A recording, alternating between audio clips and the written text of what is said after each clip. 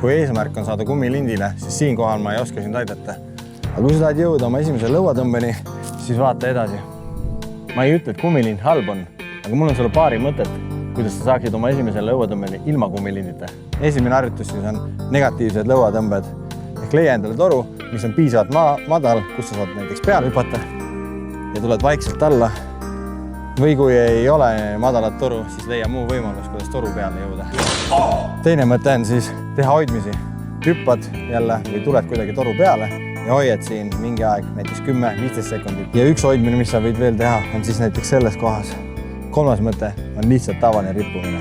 Ehk rippu nii kaua, kui suudad. Ning neljandaks mõtteks siis on, mida sa võiksid teha, on Australian pull-upid. Leia endale sobiv nurk ja tee neid tõmbeid, mis imiteerivad siis ka nii-öelda ju lõuatõmbeid ja sa saad tugevamaks. Head harjutamist!